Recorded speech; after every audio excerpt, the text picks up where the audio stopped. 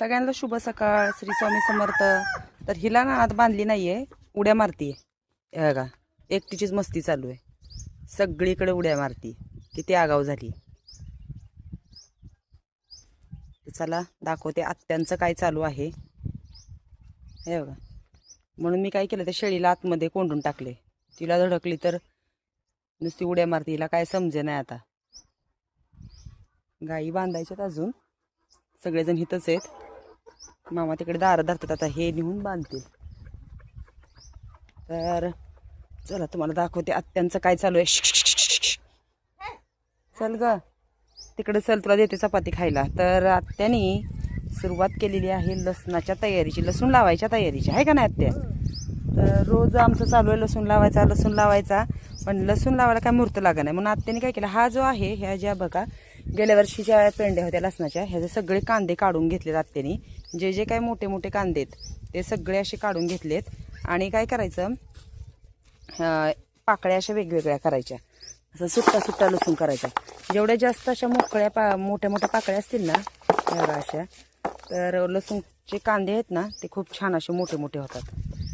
तर चालू आहे आज आमचं लसूणचं, म्हणजे लावायची तयारी चालू आहे. अजून सारे घालायचे आहेत, पण आत्यांना म्हटलं मी स्वयंपाक बनवते तोपर्यंत तुम्ही काय करा, लसूण वेगळा करून ठेवा, कारण रात्री पण जमलं नाही. तर आता 1-2-2.5 किलो तर लसूण आम्हाला असा काढायचा, पाकळ्या वेगवेगळ्या करायच्या आहेत आणि लावायचं. 2 दिवसात घ्यायचं आहे आम्हाला लसूण लावून, आहे का नाही आत्या?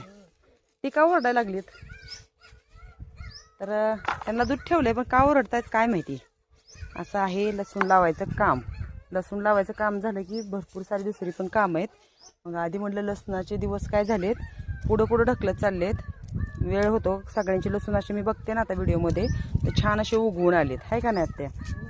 आपल्याला उशीर झालाय का नाही? तर चला अशी केली तयारी लसूण लावायची.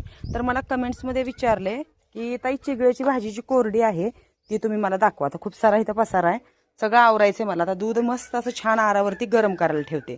स्वयंपाक बनवून झालाय. तर हे बघा, ही खूप छान अशी फ्रेश चिगळ्याची भाजी अशी असती. ही चिगळ्याची जी भाजी आहे ना, हे बघा अशी असती, किती सुंदर दिसते बघा. ते सुकत नाही आहे ना भाजी.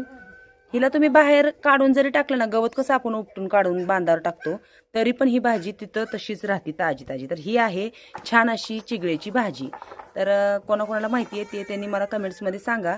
खूप छान ही भाजी चवीला होते. हे जी भाकरी मी तुम्हाला ते दाखवलीच आहे कशी बनवायची, ते आत्याने रात्री बनवली, ती खूप मस्त चवीला झाली होती. तर हे बघा मस्त सुंदर अशी धुवून ठेवली आहे रात्री, जेवढी लागते तेवढी बनवली आणि बाकीची सगळी धुवून ठेवली आहे. तर चला भेटूया पुढच्या एका छान मस्त व्हिडिओमध्ये.